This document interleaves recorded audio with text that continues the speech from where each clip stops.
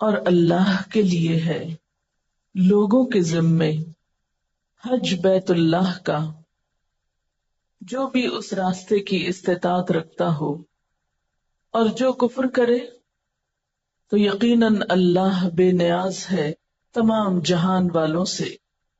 سورۃ آل عمران کی اس آیت میں لوگوں کو حج کا حکم دیا جا رہا ہے۔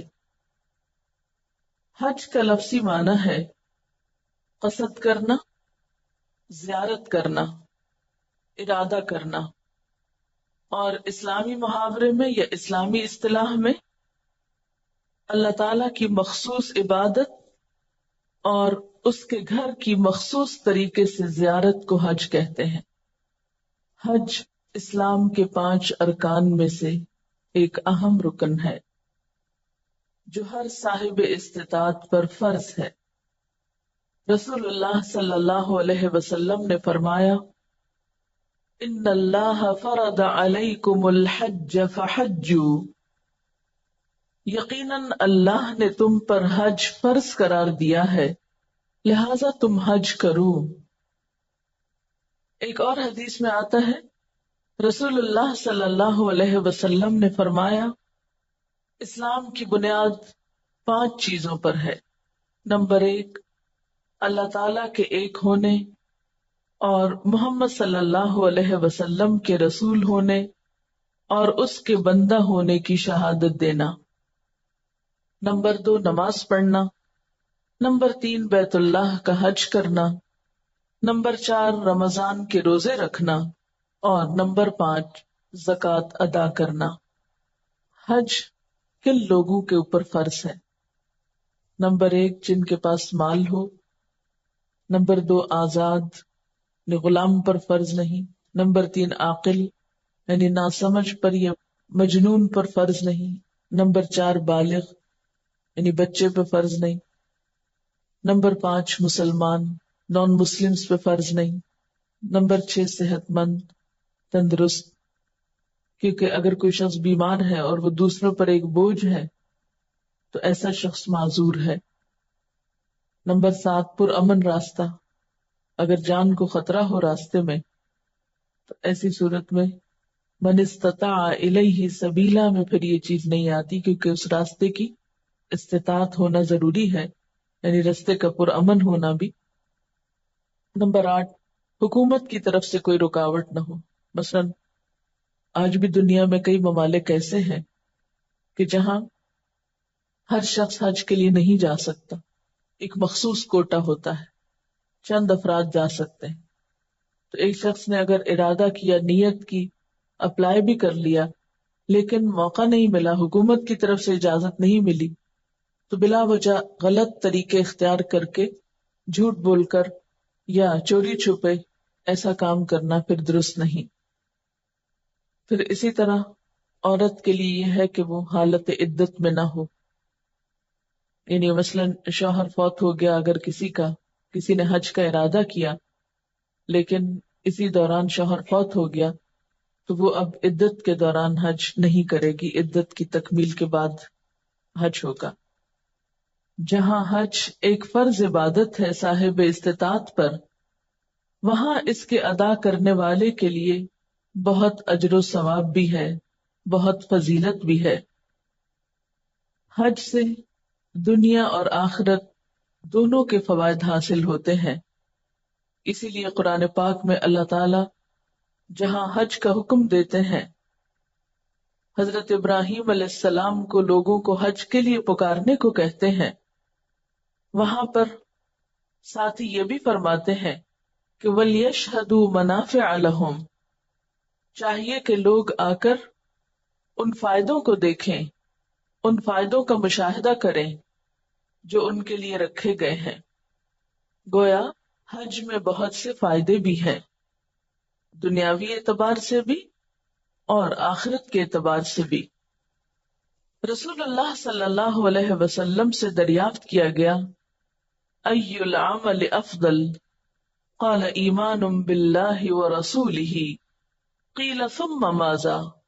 قال الجہاد فی سبیل اللہ، قیل ثم ماذا؟ قال حج مبرور، آپ صلی اللہ علیہ وسلم سے دریافت کیا گیا کون سا عمل اللہ تعالیٰ کو سب اعمال سے پیارا ہے، یا اللہ کے ہاں کون سا عمل سب سے افضل ہے؟ فرمایا اللہ اور اس کے رسول پر ایمان لانا۔ پھر عرض کیا گیا اس کے بعد کون سا؟ فرمایا اللہ کے راستے میں جہاد کرنا۔ پھر عرض کیا گیا اس کے بعد کون سا عمل؟ فرمایا حج مقبول۔ عربی میں لفظ ہے حج مبرور، اور اردو میں ترجمہ کیا جاتا ہے وہ حج جو قبول ہو جائے، جو نیکیوں سے بھرا ہوا ہو۔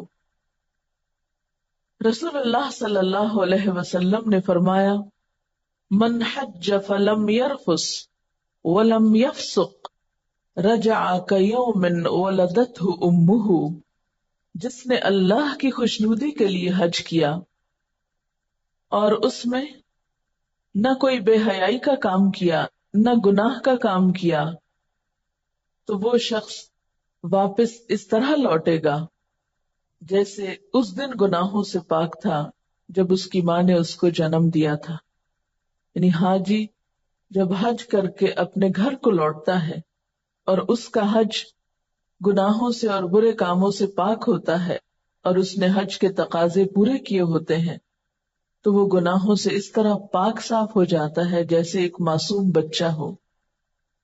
ایک اور حدیث میں آپ صلی اللہ علیہ وسلم نے فرمایا ان الحج یہدم ما کان قبلہ، حج ان تمام گناہوں کا کفارہ ہوتا ہے، ان تمام گناہوں کو معاف کرا دیتا ہے جو پہلے سے سرزد ہو گئے ہوں۔ حج کو کمزوروں کا جہاد بھی کہا گیا، یعنی حج کرنے سے جہاد کا ثواب بھی ملتا ہے۔ آپ نے فرمایا جہاد الکبیر والضعیف والمرأة الحج والعمرہ، بوڑھے، کمزور اور عورت کا جہاد حج اور عمرہ کرنا ہے۔ ایک اور حدیث میں آتا ہے الحج المبرور لیس لہ جزاء الا الجنہ، حج مبرور کا بدلہ جنت کے سوا کچھ نہیں۔ یعنی انسان جب اس سفر پر نکلتا ہے اور صحیح طور پر حج ادا کرتا ہے تو اس کے بدلے میں اس کے لیے جنت لکھ دی جاتی ہے۔ رسول اللہ صلی اللہ علیہ وسلم نے یہ بھی فرمایا کہ حج اور عمرہ دونوں کو ملاؤ، کیونکہ یہ دونوں محتاجی اور گناہوں کو ایسا دور کر دیتے ہیں جس طرح بھٹی لوہے چاندی اور سونے کے میل کو دور کرتی ہے، اور مقبول حج کا بدلہ جنت کے سوا اور کچھ نہیں۔ تو گویا دنیاوی اعتبار سے حج اور عمرہ انسان کی غربت اور افلاس تنگ دستی کو دور کرنے کا ذریعہ ہے۔ یعنی انسان وہاں جاتا ہے، اللہ تعالیٰ کی عبادت کرتا ہے، دعائیں مانگتا ہے، تو اس سے انسان کی دنیا کی مشکلات بھی آسان ہوتی ہیں۔ لیکن یہ یاد رکھیے کہ وہاں کی دعاؤں میں صرف دنیا نہیں مانگنی، آخرت بھی مانگنی ہے، کیونکہ اللہ سبحانہ وتعالیٰ فرماتے ہیں وَمِنَ النَّاسِ مَن يَقُولُ رَبَّنَا آتِنَا فِي الدُّنْيَا حَسَنَةً وَمَا لَهُ فِي الْآخِرَةِ مِنْ خَلَاقٍ، لوگوں میں سے بعض ایسے ہیں جو کہتے ہیں، یعنی حج پر جا کر کہتے ہیں، کیونکہ یہ آیت حج کے کانٹیکسٹ میں ہی نازل ہوئی کہ اے ہمارے رب ہمیں دنیا میں بھلائی عطا کر، یعنی صرف دنیا مانگتے ہیں۔ تو ایسے لوگوں کے لیے وَمَا لَهُ فِي الْآخِرَةِ مِنْ خَلَاقٍ، ان کا آخرت میں کوئی حصہ نہیں ہوتا۔ وَمِنْهُمْ مَنْ يَقُولُ رَبَّنَا آتِنَا فِي الدُّنْيَا حَسَنَةً وَفِي الْآخِرَةِ حَسَنَةً وَقِنَا عَذَابَ النَّارِ، کہ اے ہمارے رب ہمیں دنیا میں بھی بھلائی عطا کر اور آخرت میں بھی بھلائی عطا کر اور ہمیں آگ کے عذاب سے بچا۔ تو ایسے لوگوں کے لیے پھر کیا ہوگا؟ دنیا اور آخرت دونوں کا فائدہ، دونوں کا ثواب۔ حج کے راستے میں انسان جو کچھ خرچ کرتا ہے اس کا الگ طور پر ثواب ملتا ہے۔ یعنی حج بذات خود ایک عبادت ہے، لیکن اس راستے میں انسان جو بھی محنت مشقت اٹھاتا ہے، جو بھی مال خرچ کرتا ہے، اس کا مزید ثواب ملتا ہے.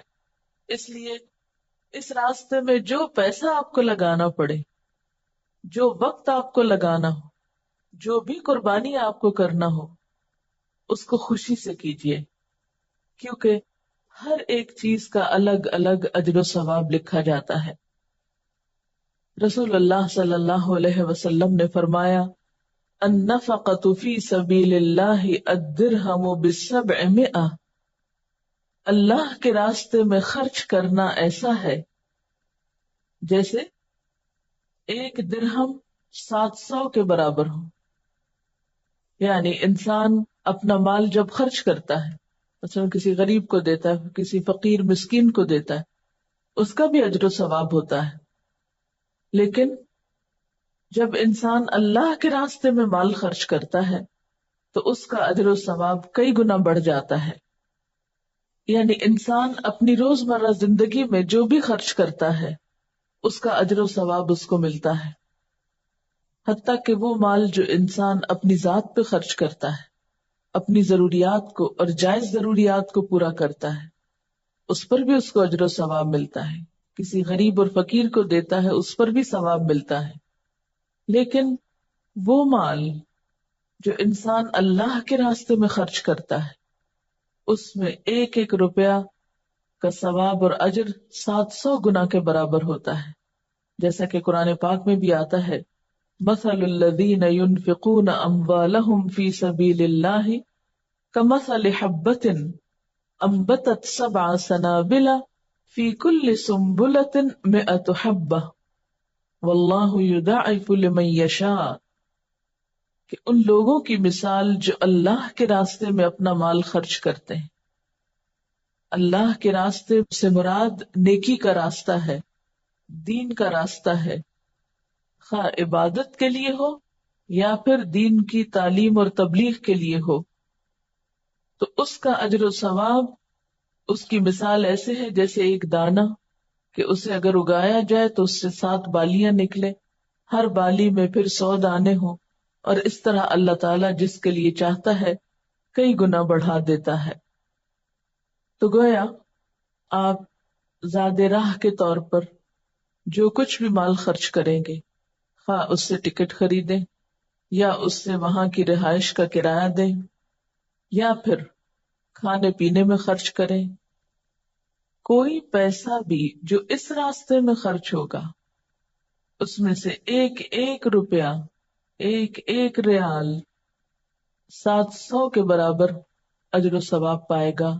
شرط یہ کہ وہ جائز اور حلال جگہ پر خرچ ہو اور اچھی نیت کے ساتھ خرچ ہو، دل کی خوشی کے ساتھ خرچ ہو، اور اس کو خرچ کرنے کے بعد انسان اپنے دل میں کوئی افسوس اور دکھ نہ لائے اور ایسی حسرتیں نہ لائے کہ اس سے تو میں اتنے پیسے میرے حج پہ لگ گئے، اس سے تو میں ایک گاڑی خرید سکتا تھا یا فلاں پلاٹ خرید لیتا یا فلاں اور فلاں کام کر لیتا. ایسی کوئی سوچ دل میں نہیں آنی چاہیے. یعنی دل کی خوشی سے، محبت سے اور اجر اور ثواب پانے کے لیے مال خرچ کرنا چاہیے. اور اس کے علاوہ جو تکلیف بھی اس راستے میں اٹھانی پڑے، حتیٰ کہ جب درخواستیں جمع ہوتی ہیں اور درخواست جمع ہونے کے بعد انتظار کی جو تکلیف اور انتظار کی جو مشقت ہے، یا پھر ایئرپورٹ پر جا کر انتظار کی، کیونکہ بعض اوقات حج فلائٹس لیٹ ہو جاتی ہیں، بعض اوقات رش بہت ہوتا ہے، سیٹ چانس پر ہوتی ہے، بعض اوقات انسان کو یہ معلوم نہیں ہوتا کہ وہ جا سکے گا یا نہیں، تو وہ ایک کشمکش کی کیفیت ہوتی ہے جو ایک ذہنی ٹارچر بھی ہوتا ہے. پھر اسی طرح سفر کی طوالت، پھر سفر میں پیش آنے والے کوئی بھی ناخوشگوار واقعات، کسی بھی انسان کا ناخوشگوار رویہ یا کسی بھی شخص کی طرف سے، مثلاً وہ حج کا عملہ ہو سکتا ہے یا ایئرپورٹ کا عملہ ہو سکتا ہے، یا پھر آگے راستے میں طرح طرح کی ناخوشگوار باتیں ہو سکتی ہیں جو ہماری مرضی، روٹین، خواہشات کے خلاف ہوں. ان میں سے کسی کا بھی ذکر ایسے انداز میں نہیں کرنا چاہیے کہ جس سے اجر و ثواب ضائع ہو. ان سب چیزوں کو بھی خوشی خوشی برداشت کرنا چاہیے، اور جہاں بھی پریشانی ہو تو بجائے اس کے کہ کوئی واویلا کیا جائے یا کسی قسم کی شکایت کی جائے یا بہت زیادہ پریشانی کا اظہار کیا جائے، فوراً یہ سوچا جائے کہ اللہ کا شکر ہے جس نے مجھے اس راستے کے لیے چنا. یاد رکھیے کتنے ہی بے شمار لوگ ایسے ہیں کہ جن کے دل تڑپتے ہیں وہاں جانے کو، لیکن ان کے پاس جانے کے لیے وسائل نہیں، صحت نہیں، مصروفیات اور مشغولیات ایسی ہیں کہ موقع نہیں. تو اگر آپ کو اللہ تعالیٰ نے اس سفر کے لیے چن لیا تو اس پر سوائے شکر کے اور کوئی بھی شکوہ زبان پر نہیں آنا چاہیے. ہر موقع پر ایک مثبت سوچ ساتھ رہنی چاہیے.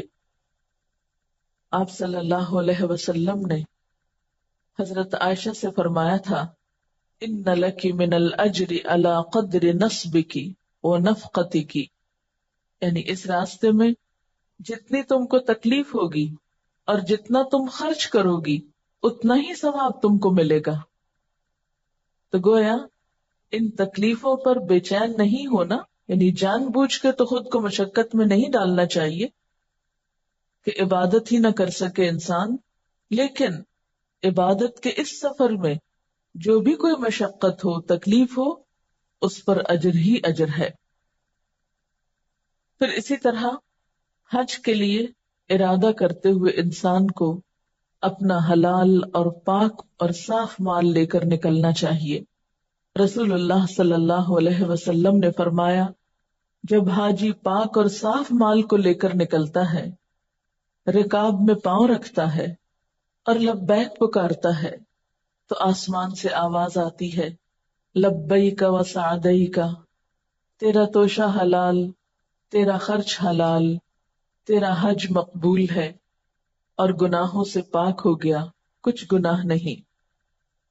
اور جب حاجی حرام مال لے کر نکلتا ہے اور رکاب میں پاؤں رکھتا ہے اور لبیک پکارتا ہے تو آسمان سے آواز آتی ہے، لا لبیک ولا سعدیک، تیرا توشہ حرام، تیرا خرچ حرام، تیرا حج سراسر گناہ، تیرا حج قبول نہیں. کیونکہ اللہ تعالی پاک مال کو ہی قبول کرتا ہے.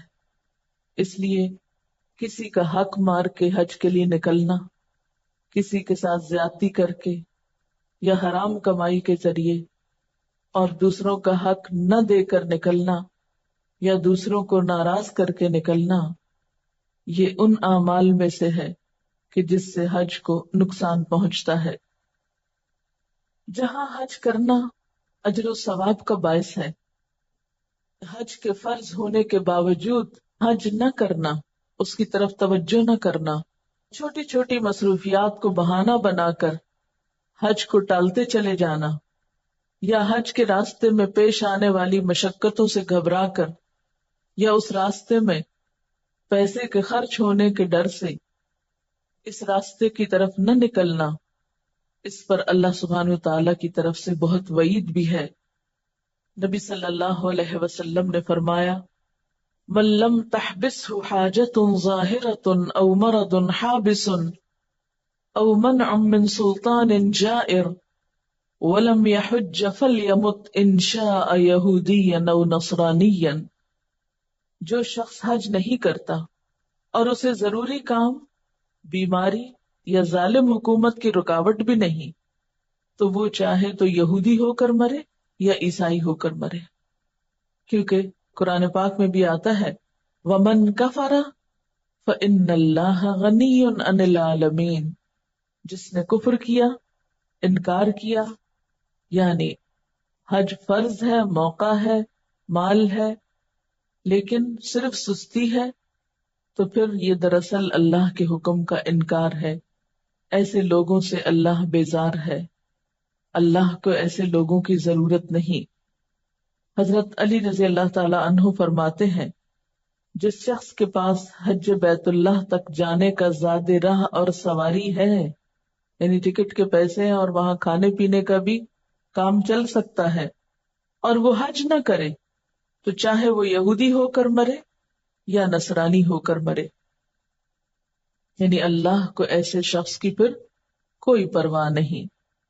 ایسا شخص اگر زبان سے لا الہ الا اللہ کا اقرار کرتا بھی ہے تو اس کا یہ اقرار جھوٹا ہے، کیونکہ وہ اللہ کے راستے پر یا اللہ تعالی کے بلانے پر حاضر نہیں ہو رہا۔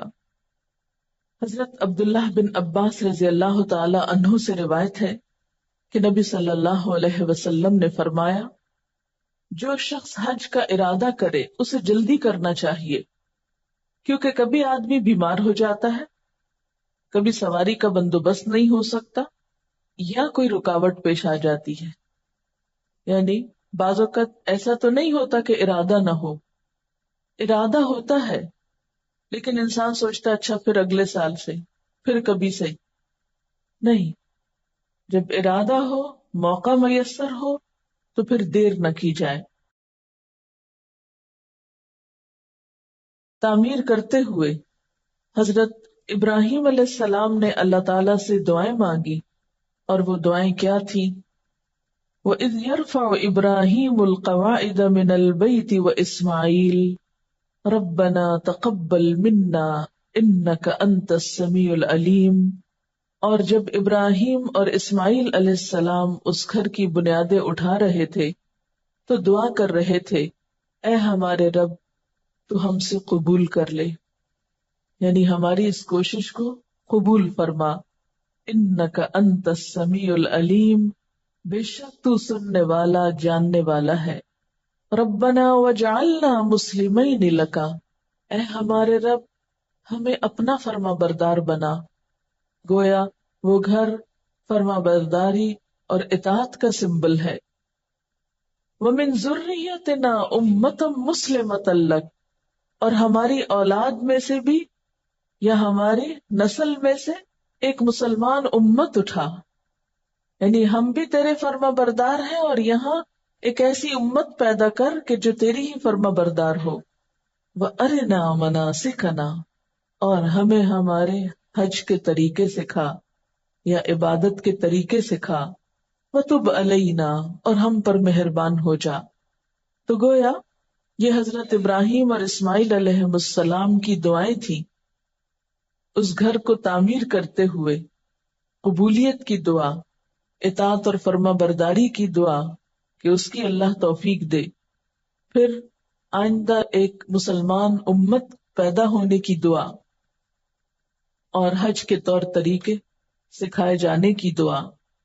انک انت التواب الرحیم، بے شک تو ہی توبہ قبول کرنے والا مہربان ہے۔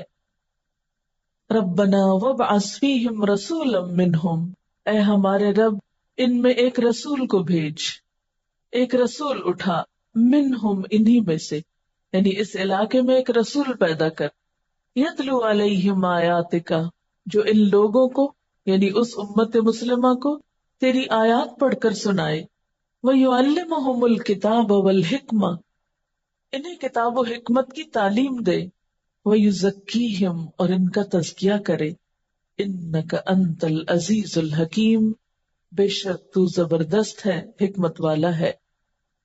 تو بات یہ ہے کہ جب یہ گھر تعمیر ہوا تھا تو اس کی تعمیر کا مقصد صرف یہاں پر حج کرنا ہی نہیں تھا، یا لوگوں کا اکٹھا ہونا ہی نہیں تھا، یہ اس سے آگے بڑھ کر ایک بہت بڑے مقصد کی تکمیل کے لیے تعمیر ہوا تھا، اور وہ مقصد کیا تھا کہ دنیا میں ایک ایسی امت اٹھے، ایک ایسی قوم آئے کہ جو تمام انسانیت کی ہدایت کا ذریعہ بنے، اور اس امت کی تعلیم و تربیت کے لیے ایک نبی آئے، اور اللہ تعالیٰ نے ابراہیم علیہ السلام کی دعا قبول کی، اور رسول اللہ صلی اللہ علیہ وسلم کو وہاں پر مبعوث فرمایا۔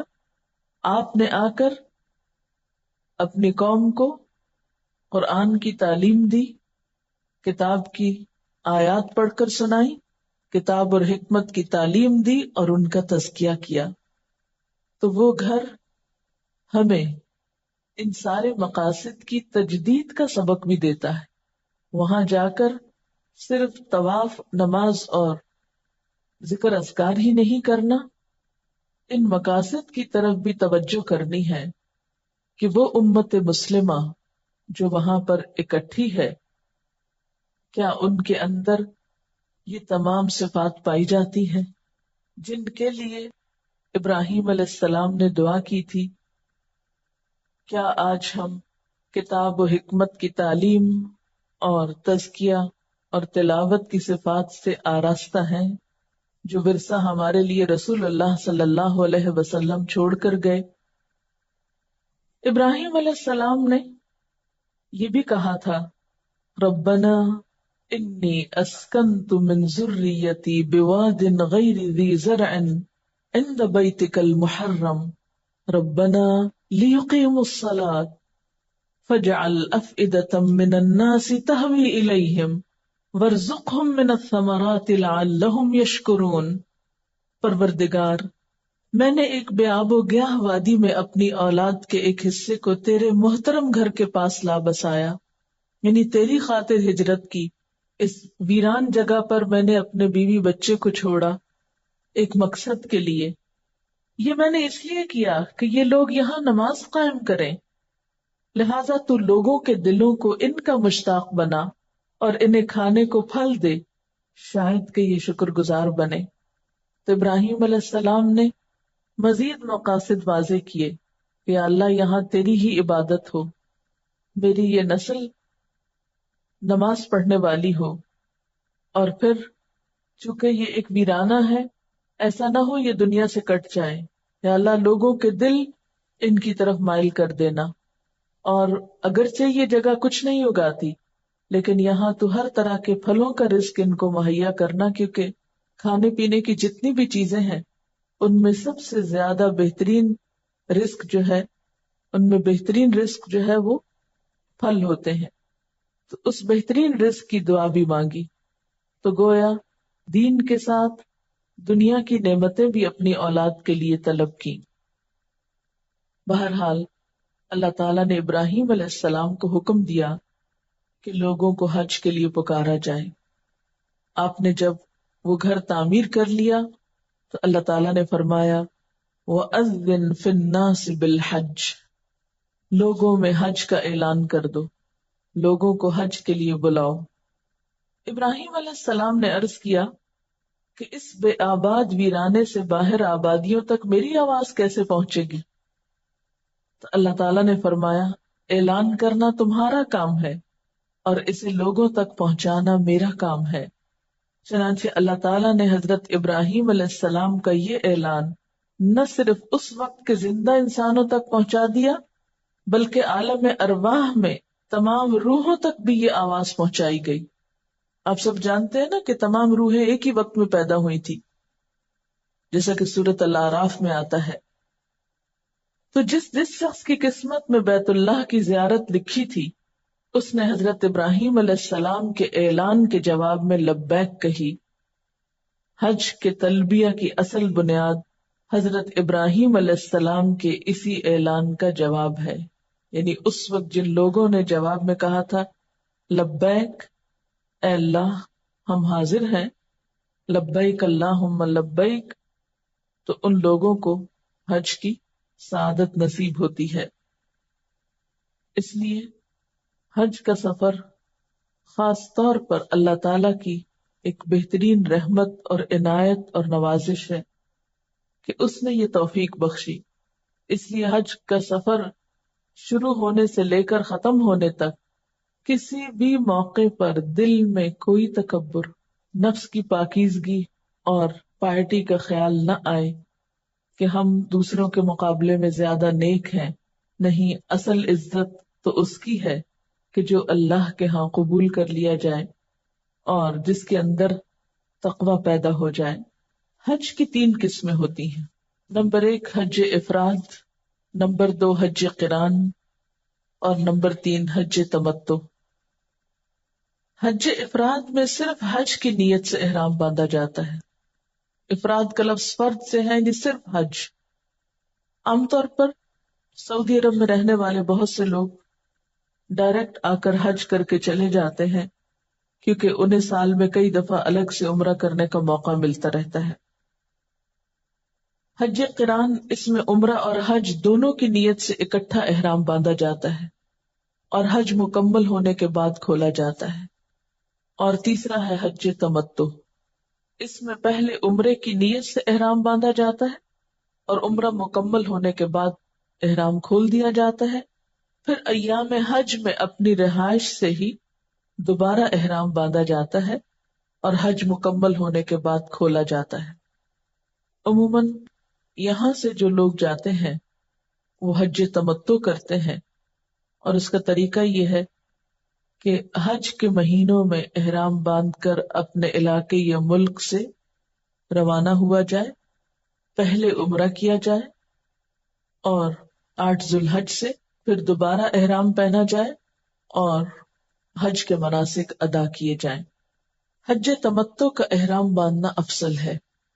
اب چونکہ یہاں سے جو لوگ جاتے ہیں وہ ذیقعد کے شروع میں جاتے ہیں اور پورا مہینہ ذیقعد کا فلائٹس جاتی رہتی ہیں، کچھ لوگ ذی الحج کے شروع میں بھی پہنچتے ہیں، مثلا پہلی ذی الحج کو یا دوسری ذی الحج کو۔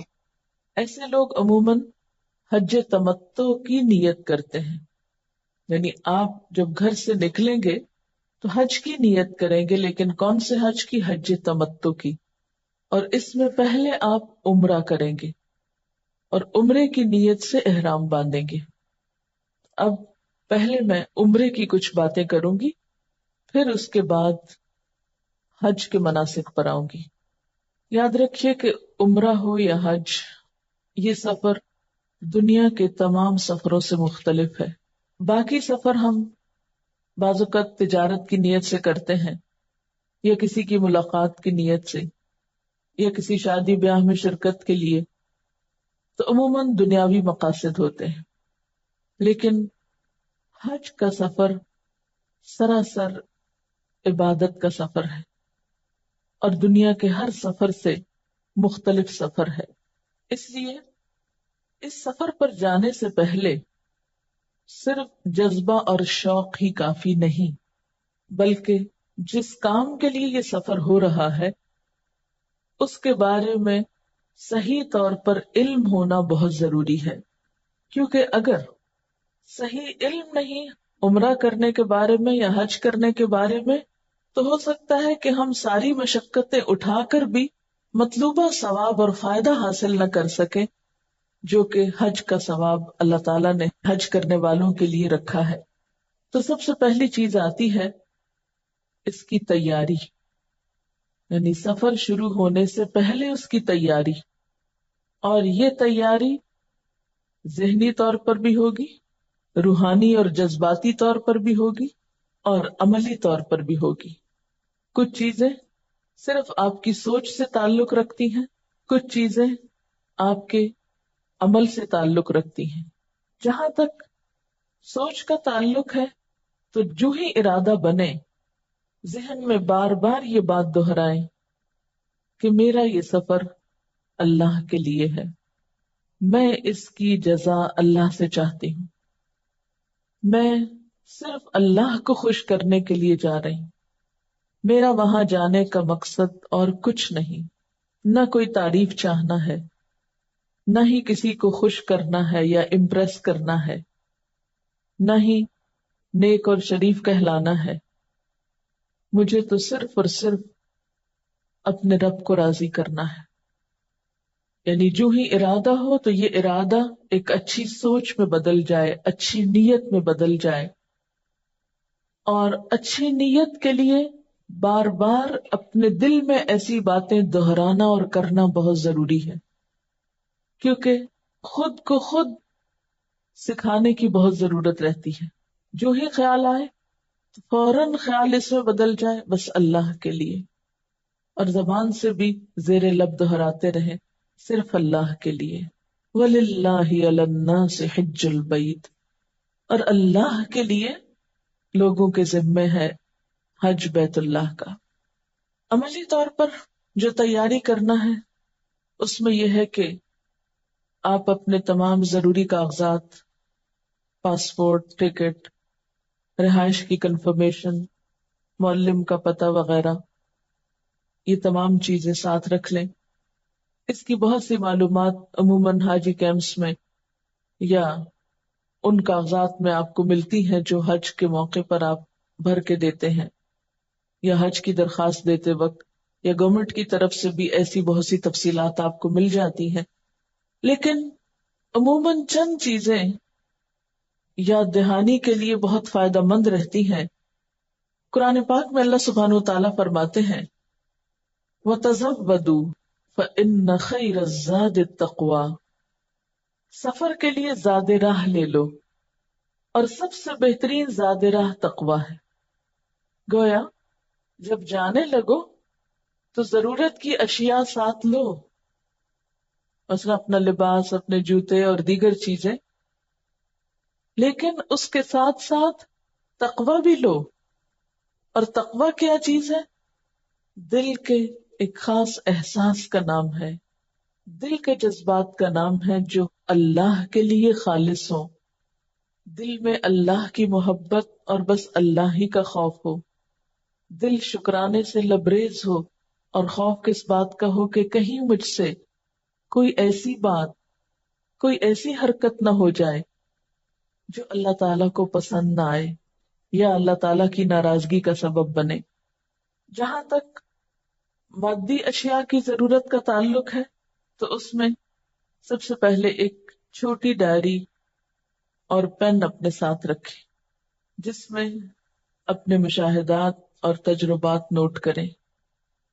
جو باتیں آپ کے ذہن میں آئیں کہ آپ وہاں جا کر ایسا اور ایسا کریں گے، یا جو وعدے اللہ سے آپ دل میں باندھ رہے ہیں یا جو اب تک باندھتے رہے ہیں، کیونکہ بعض اوقات حج کا بہت شوق ہوتا ہے، جانے کا موقع نہیں ہوتا تو ہم کئی ایک منتیں مانتے رہتے ہیں۔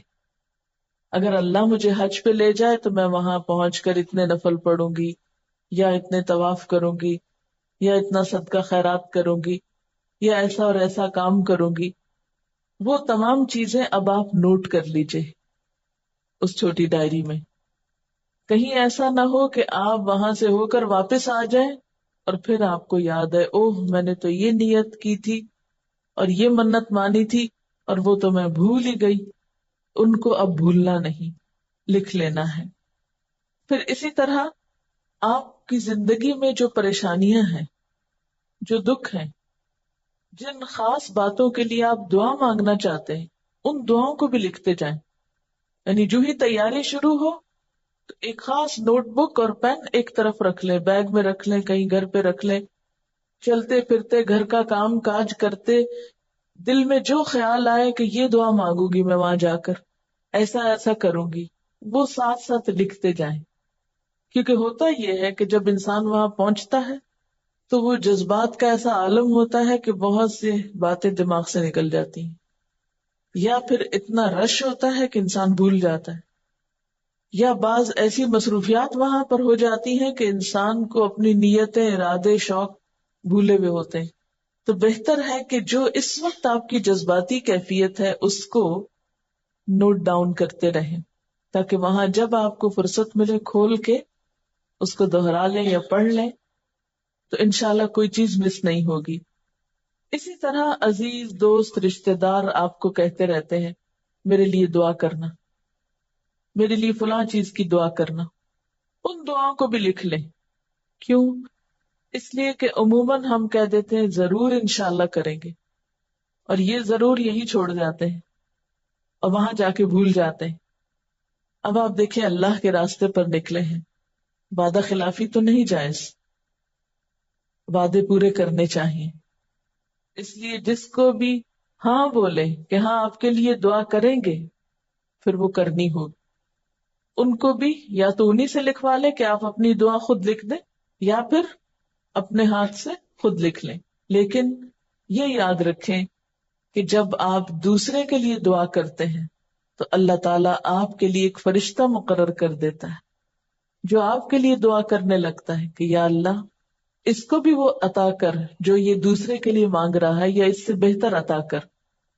اس کے علاوہ یہ کہ تیمم کی مٹی چھوٹی سی ڈبیا میں یا چھوٹے سے لاک ہونے والے پولیتھین کے بیگ میں بہت ہی چھوٹی مقدار میں ساتھ رکھ لیں، کیونکہ بعض اوقات جہاز میں پانی ختم ہو جاتا ہے، وضو کا وقت آتا ہے، اور اگر پانی ہو بھی بعض اوقات اور سارے مثلاً 300 مسافروں کا جہاز ہے اور سب وہاں واش روم میں جا کے وضو کرنے لگے تو آپ خود سوچیں کہ حال کیا ہوگا. اتنا پانی ہو نہیں سکتا، اور بعض اوقات لمبی لائنیں لگ جاتی ہیں. ایسے میں بسا اوقات نماز کا وقت نکلنے لگتا ہے، خصوصاً فجر کا وقت، کیونکہ فجر کی نماز آپ ایک مخصوص وقت میں ہی پڑھ سکتے ہیں، اس کو دوسری کے ساتھ جمع بھی نہیں کر سکتے. اس لیے تیمم کی تھوڑی سی مٹی ساتھ ہو تو انسان سہولت کے ساتھ جو ہی وقت ہوا فوراً تیمم کر کے اگر نفل پڑھنا چاہتا ہے مثلاً یا نماز پڑھنا چاہتا ہے تو وہ آسانی سے ادا ہو جائے گی. بعض اوقات جہاز میں تاخیر ہو جاتی، بعض اوقات کسی دوسری جگہ لینڈ کر جاتے ہیں، کوئی بھی ایمرجنسی ہو سکتی ہے. ایسی صورت میں عبادت کے اس سفر میں کوئی نماز تاخیر سے نہ پڑھی جائے یا کوئی نماز قضا نہ ہونے پائے، محض اس وجہ سے یا اس بہانے سے کہ وضو کا موقع نہیں تھا. پھر اسی طرح یہ ہے کہ لے جانے والی چیزوں میں چھوٹا ایک الارم کلاک رکھ لیں. بعض اوقات آپ ایسے ہوٹل میں ہوتے ہیں یا ایسی جگہ پر ہوتے ہیں جہاں تک آواز نہیں پہنچتی، آذان کی آواز نہیں آتی، یا یہ کہ آپ خود اپنی مرضی سے ایک مخصوص وقت پہ اٹھنا چاہتے ہیں، مثلا آدھی رات کو اٹھنا چاہتے ہیں یا دن میں کچھ آرام کر رہے ہیں تو اس وقت اٹھنا چاہتے ہیں. تو اگر اپنی مرضی سے آپ الارم لگاتے رہیں گے تو آپ کے لیے بہت سہولت ہوگی، کیونکہ بعض اوقات آپ کسی کو کہتے ہیں مجھے اتنے بجے اٹھا دینا، وہ بھی بھول جاتے ہیں. بعض اوقات سب لوگ چلے جاتے ہیں حرم، آپ اپنے مقام پر ہیں اور آپ کے پاس کوئی جگانے والا نہیں، تو کہیں ایسا نہ ہو کہ سوتے رہ جائیں کسی بھی وقت غفلت سے اور آپ کی کوئی نماز مس ہو جائے یا کسی چیز میں تاخیر ہو جائے. تو اپنے سہولت کے لیے اپنا الارم اپنے ساتھ رکھیں. پھر اسی طرح یہ ہے کہ سوتی جرابوں کے اگر 2 یا 3 جوڑے ساتھ رکھ سکیں تو حرم کے جو ماربل کا فرش ہے اس پہ چلنے کے لیے آسانی رہتی ہے، پاؤں کو سپورٹ ملتی ہے. بعض لوگوں کے پاؤں میں تکلیف ہوتی ہے جب وہ ننگے پاؤں چلتے ہیں، خصوصاً جب عمر زیادہ ہوتی ہے تو ننگے پاؤں اس فرش پہ چلنا مشکل ہو جاتا ہے. تو اگر تھک سوتی جرابیں پہنی ہوئی ہو آپ نے تو میں گرمی بھی عموماً نہیں لگتی اور چلنے میں بھی سہولت ہوتی ہے. لیکن یہ ہے کہ جو ہی جرابیں میلی ہوں تو دوسری بدل لیں اور پہلے والی وضو کے ساتھ ہی دھو کے چھوڑ جائیں، اور نیکسٹ ٹائم تک اگلے دن تک وہ سوکھی ہوئی ہوں گی، اور اس طرح آپ آسانی سے تبدیل کرتے رہیں گے. اور انشاءاللہ پاؤں ڈائریکٹ جب ماربل پہ ٹچ نہیں کریں گے تو درد بھی کم ہوگی، کیونکہ بہت سے لوگ ننگے پاؤں جب چلنے کے عادی نہیں ہوتے تو طواف یا سعی کے بعد بہت زیادہ تھک جاتے ہیں اور آئندہ طواف اور سعی کر نہیں پاتے، اور اس طرح عبادت کے موقع ہاتھ سے جاتے رہتے ہیں. کیونکہ آپ نوافل تو گھر بھی پڑھ سکتے ہیں اور کام گھر کر سکتے ہیں، لیکن طواف کا جو یہ موقع ہے یہ وہی نصیب ہوتا ہے، اس لیے اس کو ہاتھ سے نہیں جانا چاہیے، اس کا انتظام گھر سے کر کے جائیں. پھر اسی طرح بعض اوقات چھالے نکل آتے ہیں پاؤں میں، یا یہ کہ کوئی پاؤں کسی چیز کے ساتھ زخمی ہو جاتے ہیں، تو اپنے ساتھ بینڈیج وغیرہ یا ایسی چیزیں جو آپ کو عام طور پر فائدہ دیتی ہیں، اپنی ضرورت کی دوا وہ ساتھ رکھیں. کیونکہ وہاں پر ایک تو دوائیں مہنگی بہت ہوتی ہیں، بعض اوقات رش اتنا ہوتا ہے سٹورز پر کیونکہ اتنے لاکھوں لوگ وہاں پر موجود ہوتے ہیں، تو تمام دکانیں جو ہیں وہ بزی ملتی ہیں، بعض اوقات نماز کے وقت کو دیر ہو جاتی ہے. تو اس لیے فرسٹ ایڈ کا تھوڑا سا سامان جیسے بینڈیج، پین کلر جو ہے یہ اپنے ساتھ ہی آپ رکھیں تو بہتر ہے. مثلاً اگر آپ نے عمرہ کیا اور اس کے بعد آپ تھک گئے تو فوری طور پر پین کلر لے لیں، کوئی ایسی دوا لے لیں جو عام طور پر آپ کو فائدہ دیتی ہے اور اس سے آپ کو ری ایکشن بھی نہیں ہوتا، تو وہ آپ گھر سے ہی اگر اپنے ساتھ تھوڑی سی مقدار میں لے جائیں تو اس سے سہولت ہوگی. کیونکہ بہت سے لوگ تھک کر پھر سو جاتے ہیں اور سوئے رہتے ہیں اور نمازوں کے وقت گزر جاتے ہیں، تو ایسے موقع پر تھکاوٹ کا رسک نہ لیں. پھر اسی طرح بزرگ لوگ جو موسم کی تبدیلی سے جلد متاثر ہوتے ہیں، مثلا باہر گرمی ہے، آپ گاڑی میں بیٹھے ہیں، بس میں بیٹھے ہیں اور اس میں بہت زیادہ اے سی تیز کیا ہوا ہے، اب وہ اتنی ٹھنڈ لگنے لگتی ہے کہ آپ ایک دم بیمار پڑنے لگتے ہیں. تو ایسے میں اپنے پاس اگر ایک گرم چادر یا ایکسٹرا کپڑا رکھیں کہ جو آپ اس موقع پہ خود کو لپیٹ سکیں تو وہ زیادہ بہتر ہے. آج کل چونکہ موسم ٹھنڈا ہے تو تہجد اور عشاء کے وقت خصوصاً مدینہ میں سردی کا امکان ہوتا ہے، اس لیے اس موقع کی مناسبت سے آپ اپنے ساتھ ضروری سامان اپنی سہولت کے مطابق رکھ سکتے ہیں. اسی طرح یہ ہے کہ اپنے ہینڈ بیگ کا سائز جو ہے وہ نہ تو بہت بڑا رکھیں اور نہ ہی بالکل چھوٹا رکھیں. اگر درمیانے درجے کا ہینڈ بیگ رکھیں، نماز پڑھتے وقت اس کو آگے رکھ سکتے ہیں تاکہ وہ ستھرا بن جائے. یہ چیز جو ہے جب آپ یہاں ڈال لیتے ہیں اپنے اس میں تو چوری وغیرہ کا بھی خطرہ نہیں ہوتا، اور لائٹ بھی ہوتا ہے کہ بہت کچھ بھر کے آپ اس میں نہیں لے جا رہے. اور پھر یہ ہے کہ بیگ ایسا نہ ہو کہ جو لٹا دیں آپ. لٹانے سے دوسروں کی نماز میں رکاوٹ ہوتی ہے کیونکہ حج میں اور عمرے میں رش بہت ہوتا ہے. جب رش ہوتا ہے تو لوگ نیچے نہیں دیکھتے، وہ آتے ہیں بیگ کے اوپر پاؤں رکھتے ہیں اور گزر جاتے ہیں یا اس کو پلانگتے رہتے ہیں. تو اگر یوں کھڑا ہوگا بیگ تو اس کے اوپر کم از کم کوئی پاؤں نہیں رکھ پائے گا. اور اگر اس کی بیس ذرا سی چوڑی ہو اور ذرا سی ٹکنے والی ہو تو اس میں یہ ہے کہ کھڑا رہتا ہے بیگ. اگر اس میں چشمہ وغیرہ ہے تو اس کے ٹوٹنے کا ڈر بھی نہیں ہوتا. اور اس میں یہ ہے کہ اگر کوئی ایسا دیکھے کہ بہت ہی رش بڑھ گیا تو اس کو اٹھا کے آپ اپنی گود میں بھی رکھ سکتے ہیں. اور اس میں یہ ہوتا ہے کہ اگر بہت بڑا ہو تو وہ بیٹھنے میں دقت ہوتی ہے، تو یہ سہولت سے آپ اس کو اپنے قریب بھی کر سکتے ہیں. اور خدا کے لیے ٹک ٹک کر کے بجنے والے بیگ نہ لیجیے جو بند ہونے میں ٹک کر کے بند ہوتے ہیں نا، کیونکہ بہت سے لوگوں کو دیکھا ہے وہ تھوڑی تھوڑی دیر بعد کھولیں گے، کچھ نکالیں گے اور ٹک کر کے بند کریں گے اور دوسروں کی عبادت میں خلل ڈالیں گے. دیکھیے اللہ کے گھر میں ہم جب بیٹھے ہیں تو ہمیں اس گھر کا اور اس گھر میں آنے والوں کا احترام بہت ضروری ہے کہ ہماری وجہ سے کسی کی عبادت میں، اس کی تلاوت میں، اس کی دعا میں، اس کے ذکر میں، اس کی مناجات میں خلل نہ آئے. اگر زپ کھول بھی رہے ہیں تو آرام سے اس طرح کھولیے کہ اس کا شور بھی دوسرے کو تکلیف نہ دے. اور اگر آپ کوئی بٹن بیگ کا یا کسی چیز کا بند کر رہے ہیں تو اس طرح بند کیجیے کہ دوسرے کو اذیت نہ پہنچے، کیونکہ جتنے لوگ بھی وہاں پر ہیں ان کو وہاں عبادت ہی کرنی چاہیے. اور اگر بہت سے لوگ نہیں بھی کر رہے تو جو کر رہے ہیں ان کو اذیت نہ دیجیے. پھر بیگ کے علاوہ جوتوں کا ایک چھوٹا سا کپڑے کا خود بنائی ہوئی تھیلی، اور وہ بھی اپنے مخصوص رنگ کی اگر آپ لے لیں، اس میں اپنے چپل ڈال کے اوپر سے اس کی وہ بند کر کے اگر آپ کہیں بھی قریبی جگہ پر رکھ لیتے ہیں تو دور سے کلر پہچاننا آسان ہوتا ہے کہ آپ کا جوتا وہ مخصوص رنگ کا ہے. اس کا کپڑا ایسا ہو کہ جو دھلنے میں آسان ہو، یہ نہیں کہ ایک دفعہ آپ نے وہ بنا لی اور میلی بھی ہو گئی تو اسی میل سمیت اور گندے جوتوں سمیت آپ حرم میں جائیں اور سب کو تکلیف دیں. اور اس میں یہ ہے کہ اس کے اوپر وہ جو ڈوری لگی ہوتی ہے وہ بہت اچھی ہوتی ہے کہ فوراً کھینچ کے بند ہو جاتے. خدا کے لیے پلاسٹک کے شاپرز لے کے حرم میں داخل نہ ہو، کیونکہ بہت سے لوگ ہارڈ قسم کی پلاسٹک کے شاپر لے کے اندر جاتے، شٹ شٹ شٹ کر کے کھول رہے ہیں، بند کر رہے ہیں. اس سے کیا ہوتا ہے کہ عبادت میں خلل آتا ہے. ٹھیک ہے، اور لوگ اگر نہیں بھی کر رہے اور ہم خود اس چیز کا احتیاط برت رہے ہیں یا اس کا دھیان کر رہے ہیں تو کم از کم ہماری ذات سے کسی کو تکلیف نہ پہنچے، کیونکہ حج کا سفر تو ایک پرامن سفر ہے.